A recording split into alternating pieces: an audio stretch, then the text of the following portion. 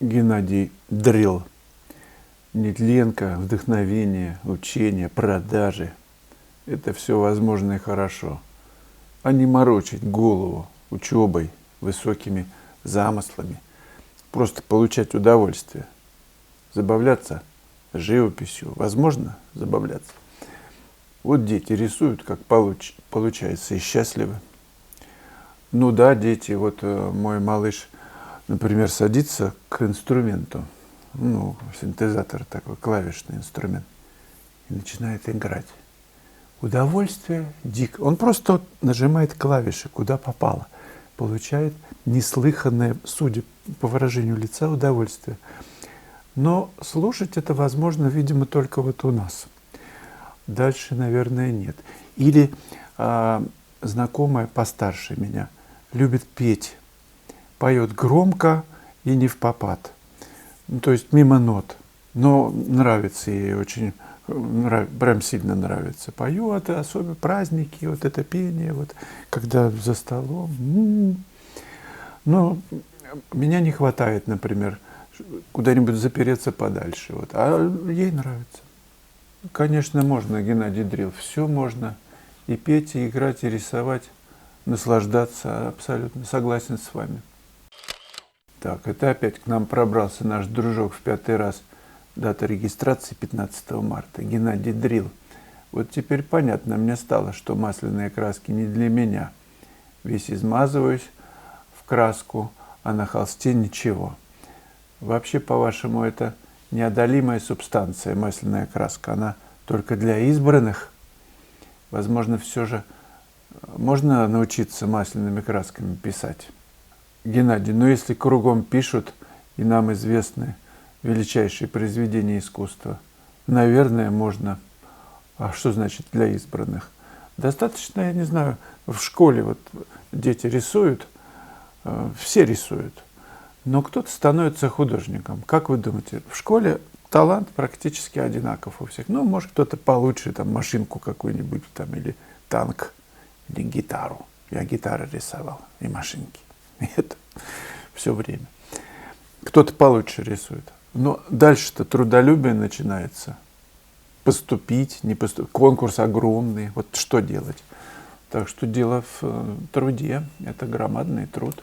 Научиться можно, Геннадий. Елена Дианова, я никогда не понимала, зачем люди оставляют плохие комментарии. Зачем они тратят на это время, когда можно сконцентрироваться на чем-то хорошем, важном и нужном. У меня на протяжении довольно-таки многих лет, наверное, в кошелечке, это место, куда я часто заглядываю. Ну, что-то можно другое найти, я не знаю, карман или что еще. Просто в руке держать. У меня была полосочка бумаги такая, картоночка такая, где написано было «только хорошее». Причем переворачиваешь, и там тоже написано «только хорошее». Это такая мне напоминалочка была, когда я где-нибудь что-нибудь такое, кого-нибудь подколоть или хотелось, я натыкался на эту надпись, и она мне помогала возвратиться в то, что, ну, пусть, как-то один мудрец сказал, пусть самое плохое на мне закончится, дальше меня не пойдет. То есть ко мне может все что угодно приходить, но через меня, дальше меня я не могу повторить тем же. Тогда это заканчивается. Пусть я буду последним, который вот примет вот этот весь понос. Мне это очень понравилось. Конечно, иногда прорывается, хочется там ответить кому-нибудь на всякую глупость какую-нибудь, да, которую пишут. Но я сдерживаюсь и вспоминаю об этом и не даю ход вот этим. Ну, вообще, лучше позитив, конечно.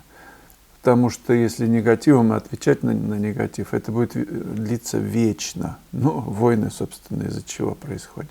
Я, будучи мальчиком, заметил, на меня мой папа злился, прям что-то очень сильно злился, там, ну, это было часто.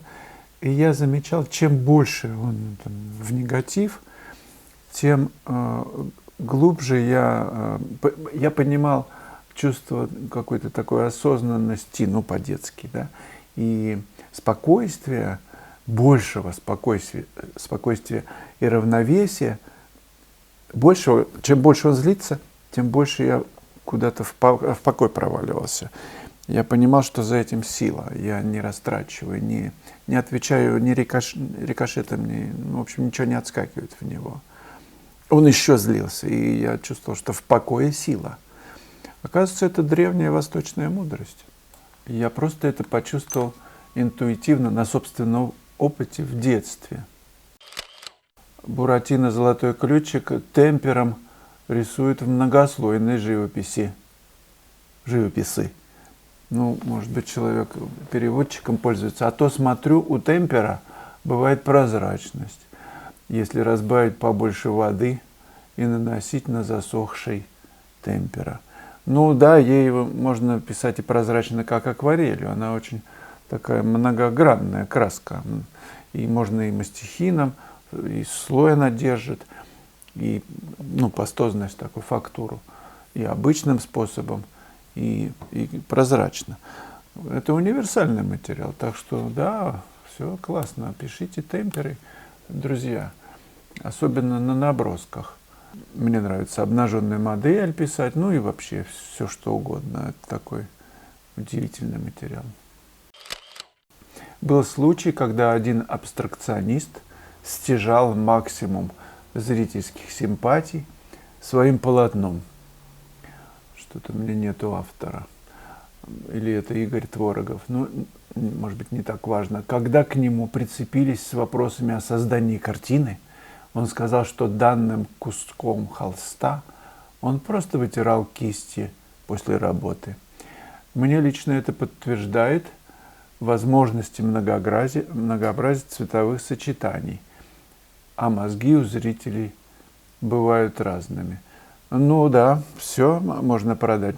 Кто-то там даже в баночку нагадил, какой-то известный художник, и его, эту баночку продавать по каким-то бешеным ценам.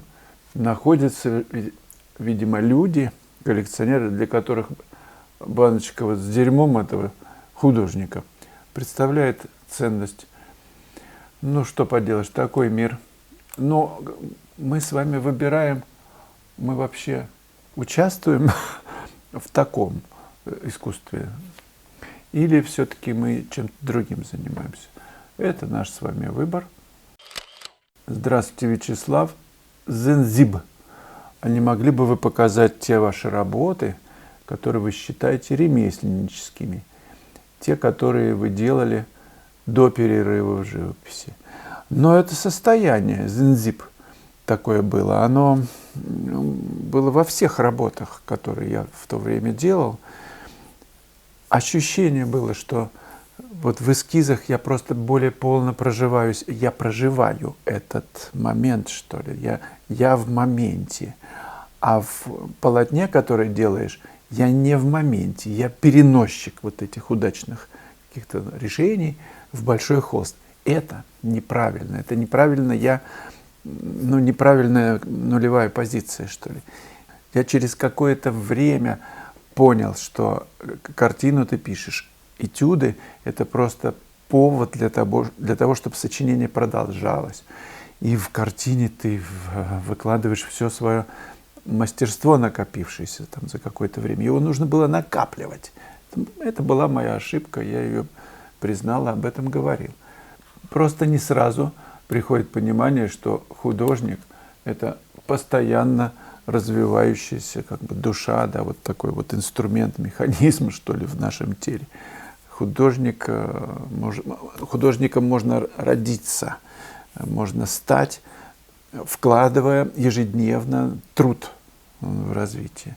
А можно не стать, хотя картинки есть, и может быть там сотни и тысячи. Сегодня нам пришло уведомление, что карточка китайская Union Pay доставлена в банк, и очень надеюсь, что в самое ближайшее время, может быть уже завтра, зарубежные студенты и те, кто интересуется моими уроками в онлайн-школе, и консультациями, смогут проплачивать их. Так что я в ближайшее время вам... будем это делать в ручном пока что режиме. Друзья, это 38-й урок, он написан на винограднике, здесь в Гурзуфе. После того, как работа была скомпонована, идет процесс решения, поиска решения. В момент закладки отношений оно возникает.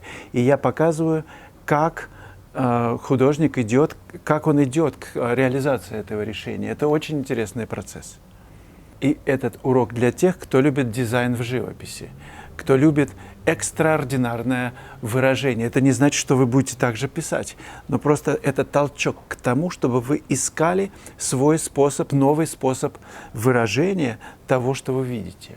Мотив может быть незамысловатый, простой, но найти уникальное, яркое его выражение – это очень большая задача, и урок посвящен этому. 38-й урок. 2 тополя. Дизайнерское решение.